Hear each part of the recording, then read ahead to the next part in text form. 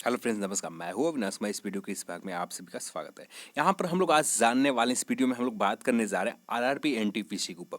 बहुत सारे कमेंट आ रहे थे कि आरआरबी एनटीपीसी में सिलेबस क्या है। तो यहाँ पर हम लोग देखें सिलेबस में है क्या चीज़ और यहाँ पर आपकी रणनीति क्या होनी चाहिए इस एग्जाम के लिए, और एक ओवरव्यू देने जा रहा हूँ जिससे एक अनुमान लगा पाएँ कि आपको तैयारी किस डायरेक्शन में ले जानी है, आपको किस तरह से प्रिपरेशन स्टार्ट करनी है, कि जो आप अभी से प्रिपरेशन आप स्टार्ट कर दें। तो यहाँ पर हम लोग बात करने जा रहे हैं इस वीडियो में। तो चलिए इस वीडियो को स्टार्ट करते हैं। स्टार्ट करने से पहले आप सभी से रिक्वेस्ट है, वीडियो पसंद आए तो लाइक करें, शेयर करें और साथ में चैनल को सब्सक्राइब करें कि जिससे हमारे चैनल का वीडियो आपको नोटिफिकेशन मिलते रहे। तो चलिए इस पर बात करते हैं। एक चीज़ तो कंफर्म हो गई कि आरआरबी एनटीपीसी वैकेंसीज इस मंथ में जारी होने जा रहे हैं। नोटिफिकेशन 100% नोटिफिकेशन जारी होंगे इसी मंथ में। उम्मीद है 20 या 22 के आसपास, 22 फरवरी या लास्ट फरवरी तक, 28 फरवरी भी हो सकते हैं, पर मैक्सिमम चांसेस रहेंगे 22 फरवरी तक ऑफिशियल नोटिफिकेशन आ जाए। पर यदि लेट होते हैं तो 28 फरवरी तक जा सकते हैं। तो चलिए इस पर बात करते हैं। इससे पहले जो एग्ज़ाम हुए आरआरबी एनटीपीसी 2015 में हुए थे, 2015 में नोटिफिकेशन आए थे। 2016 में एक एग्ज़ाम हुआ था, दूसरा एग्ज़ाम 2017 में हुआ था। इसका फाइनल जो क्लियर किए गए हैं 2018 में लगभग लगभग जाकर फाइनल क्लियर किया गया था। तो यहाँ पर इसमें हम लोग जो देखें 2017 के अकॉर्डिंग जब ऑफिशियल नोटिफिकेशन जारी किए गए थे तो उस समय सिर्फ एक CBT 1 के बात कही गई थी। जब दूसरी बार फर्स्ट CBT 1 में स्टूडेंट की जो संख्या तो बहुत ज़्यादा में इंक्रीज हुआ, तो बहुत ज़्यादा नंबर में स्टूडेंट थे, बहुत ज़्यादा कैंडिडेट थे, जिसकी वजह से यहाँ पर 2 CBT ऑर्गेनाइज करना पड़ा। तो 2 CBT 2 यहाँ पर एग्ज़ाम हुए थे, एक CBT 1 एक CBT 2। तो यहाँ पर भी आपको 2 CBT 2 दो एग्ज़ाम हो सके।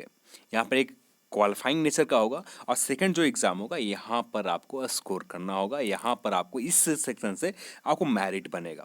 उसके बाद जो होते हैं ASM पोस्ट, गुड्स गार्ड के पोस्ट, ASM के जो पोस्ट है इसके लिए एप्टीट्यूड टेस्ट के लिए लिए जाते हैं। उसके बाद डॉक्यूमेंट वेरिफिकेशन होते हैं, उसके बाद मेडिकल टेस्ट होते हैं। ये सारे प्रोसेस हैं यहाँ पर। यदि हम लोग एग्जाम पैटर्न के ऊपर बात करें तो एग्जाम पैटर्न में यहाँ पर मैथ, रीजनिंग, जनरल अवेयरनेस, साथ में जनरल साइंस से प्रश्न पूछे जाते हैं। यहाँ पर प्रश्न जो आते थे 20 प्रश्न इससे पहले पूछे गए। रीजनिंग से 25 प्रश्न पूछे गए थे और 30 प्रश्न यहाँ से जनरल साइंस। और जब CBT 2 हुआ, जब CBT 2 एग्जाम हुए तो वहाँ पर 120 प्रश्न पूछे गए थे। CBT 1 में 100 प्रश्न, 100 प्रश्न थे। तो यहाँ पर भी कुछ जो प्रीलिम्स एग्जाम होगा कुछ इसी तरह से रहेंगे। जो आपको प्राइमरी या CBT 1 एग्जाम होगा कुछ इसी तरह से रहेगा। अब जब आपको CBT 2 एग्जाम ऑर्गेनाइज किए जाएंगे उस समय आपका जो प्रश्न उम्मीद है कि 120 रहेंगे। यहाँ पर जो मेन फोकस रहेगा आपका मैथ और रीजनिंग के ऊपर मेन फोकस सिलेबस में रहेंगे। जनरल अवेयरनेस जिस तरह से बहुत कम प्रश्न रहेंगे, उम्मीद रहे जनरल अवेयरनेस और साथ में जनरल साइंस मिलाकर दोनों जनरल स्टडीज से जो प्रश्न आएगा करंट अफेयर सेक्शन से रहेंगे। इसमें इंडियन पॉलिटी हो, ज्योग्राफी हो, बेसिक लेवल का प्रश्न पूछे जाएंगे। पर कुछ अब यहाँ पर लेवल चेंज होते जा रहे हैं। पहले लोग लुसेंट पढ़कर जाते थे, बेहतर के एग्जाम देकर आ जाते थे। अब इस तरह से नहीं हो रहा है। तो आप लुसेंट से थोड़ा सा हट कर यदि आप कोशिश करें तो रिमाइंडर का एक बुक आता है स्टैटिक्स जीके का, उस बुक को आप ले लेते हैं तो उससे आपको एक बेनिफिट हो जाएगा। वहाँ पर आपको डेली एक काम करना होगा, 5 पेज रोज़ाना एक कंप्लीट करते रहें। रोज़ाना 5 पेज का टारगेट रखें। यदि एग्ज़ाम आते आते आपका उम्मीद है कि आपको 700-800 पेज होंगे, साढ़े 700-800 पेज सारे कंप्लीट हो जाएंगे। सिर्फ रोज़ाना 5 पेज, 2 पेज, जिस तरह से आप अपना सिलेबस, अपना रूटीन बना सके अपने अकॉर्डिंग ये चीज़ फिक्स कर लें। यदि मैथ के ऊपर देखें तो मैथ अर्थमेटिक सेक्शन से ज़्यादा प्रश्न पूछे जाते हैं, तो यहाँ पर अर्थमेटिक सेक्शन को ही ज़्यादा बेहतर करना है। यदि ऑफिशियल सिलेबस जब आ जाएगा उसमें क्या चेंजेस किया जाता, तो पहले जो होते थे अर्थमेटिक मैथ से ही प्रश्न पूछे जाते थे। तो यहाँ पर भी उम्मीद है कुछ बदलाव, उम्मीद बहुत कम है कि यहाँ पर बदलाव हो।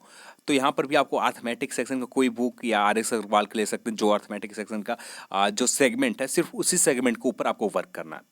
ठीक है, इस पर आपको बहुत मेहनत करनी है। यदि आप यहाँ पर वीक हैं तो अभी से यदि लगते हैं तो आपके पास बहुत काफ़ी अच्छा समय रहेगा कि आप इस सेगमेंट को बहुत मजबूत कर लें, स्ट्रॉन्ग कर लें। यहाँ पर इस सेगमेंट और ये सेगमेंट जिनका मजबूत है जी, क्योंकि यहाँ पर मैथ और रीजनिंग जो है जब CBT 2 एग्ज़ाम होगा इसमें इनकी संख्या लगभग 60 के आसपास रहेंगे। 60 से ज़्यादा प्रश्न पूछे जाएंगे या 60 प्रश्न रहेंगे, 60 या 70 के बीच में यहाँ प्रश्न रहेंगे, 50 जनरल अवेयरनेस से प्रश्न रहेंगे। तो यहाँ पर 60 जो 70 प्रश्न रहेंगे तो ये आपको मेरिट डिसाइड करेगा। यदि यहाँ पर आप 50 भी बना लेते हैं और इसमें आपको 20 भी सही हो जाता तो फाइनल सिलेक्शन के लिए कोई दिक्कत नहीं है, फाइनल सिलेक्शन तक आपको दिक्कत नहीं होंगे।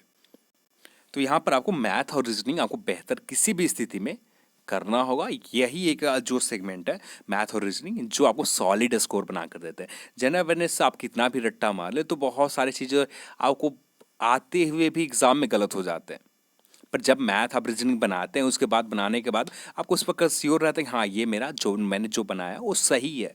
एक दो प्रश्न यदि गलत हो जाते हैं या कुछ होते हैं उसमें जाकर तो उससे आपको ज़्यादा नुकसान नहीं होता, मेन नुकसान होता यदि आप गलत कर देते हैं उस प्रश्न को बनाने में। ठीक है, तो यहाँ पर सेकंड सेगमेंट जनरल साइंस के ऊपर ये भी बहुत इंपॉर्टेंट है, पर यहाँ से जो पहले 25 प्रश्न लिखे जाते थे ये नहीं रहेगा, ये दोनों आपस में कंबाइंड हो जाएंगे। ऑफिशियल सिलेबस जब आएंगे तो जब आपस में जब कंबाइंड हो जाएंगे तो ये क्लियर नहीं रहेगा कि जनरल साइंस से 25 प्रश्न आएंगे या 20। तो इतना तो श्योर रहिए कि आप 15 से ज़्यादा ही प्रश्न यहाँ से जनरल साइंस से पूछे जाएंगे। तो इस पर भी आपको बहुत अच्छा मेहनत करना होगा जनरल साइंस के ऊपर। यदि यहाँ पर आप बेहतर कर लेते हैं जनरल साइंस तो ये एक बहुत, यदि जनरल अवेयरनेस जो 20-30 जो प्रश्न रहेंगे उसमें आप थोड़ा सा भी दिक्कत करते हैं, थोड़ा सा भी मुश्किल होता है तो ये आपको बैकअप दे देगा। और जनरल साइंस में हमें ज़्यादा मेहनत नहीं करना होता, कुछ एक सेगमेंट है, कुछ इंपॉर्टेंट टॉपिक है उसके ऊपर थोड़ा सा मेहनत करने होते हैं। और यदि कंटिन्यू रोज़ाना 2 पेज लेकर टारगेट चले, 2 पेज इससे ज़्यादा नहीं, ज़्यादा पेजेस का टारगेट नहीं लेना एक टॉपिक को। जैसे आज साउंड पढ़नी है तो पूरे साउंड आज ही कंप्लीट करना, उससे रिलेटेड जितने भी चीज़ें सारे आज कंप्लीट करने, इस तरह से आप लेते जाए। ऊर्जा पढ़ना तो इसी तरह से यहाँ पर कंप्लीट करते जाए तो आपको कंप्लीट होते जाएगा ये सेगमेंट, तो आपको ज़्यादा दिक्कत नहीं होगी। और हो सकता है कि आपको कुछ इंग्लिश बेसिक लेवल का पूछे जाए, बेसिक लेवल के इंग्लिश से पूछे जाएंगे और ना भी हो सकता है, ये क्लियर नहीं है। तो आपको मेन फोकस इसी पर करना है। और इंग्लिश से जो प्रश्न आते हैं ये आपको यदि यहाँ पर वीक भी रहते हैं तो ये सारे सेगमेंट आपका मजबूत रहता है, ये आपको बैकअप दे देगा। यहाँ पर आपको फाइनल सिलेक्शन के लिए कोई दिक्कत नहीं होगा। यहाँ पर आप टारगेट बनाकर ना चलें कि इतना करना स्कोर, पर आप टारगेट ये बना लें कि मुझसे ये सेगमेंट अभी जो कमज़ोर है इसे मजबूत कर लेना आगे चलकर। तो ये यदि अभी से टारगेट रखते हैं तब जाकर आपका अचीव हो जाएगा आसानी से। तो उम्मीद करता हूँ आप सभी के जितने भी इससे रिलेटेड डाउट्स हैं बुक्स के ऊपर सारे डाउट्स क्लियर हो गए। और यदि रीजनिंग के ऊपर बात करें तो RS अग्रवाल के लेकर या किसी और पब्लिकेशन या नेट पर आपको जो भी PDF मिल जाता है उसी से लेकर प्रैक्टिस तो सिर्फ करना है। अब किसी चीज़ के लेकर प्रैक्टिस करते रहें। एक चीज़ और कॉमेंट आते हैं, क्या आप पढ़ें, अब मुझे मैथ नहीं आती। भैया आपके पास कोई ऑप्शन नहीं है, मैं 3 घंटा नहीं बैठ सकता, बहुत सारे लोग ऐसे कहते हैं मैं 2 घंटा भी नहीं बैठ पाता हूँ पढ़ने के लिए। आप आज बैठ जाएं 3 घंटा 2 घंटा, या कल आप किसी रोज़गार में किसी कहीं जहाँ पर आपकी जॉब करेंगे काम करेंगे या वहाँ पर आपको 12 घंटा बैठना है काम करने के लिए, इससे बेहतर है कि आज ही बैठ जाएं।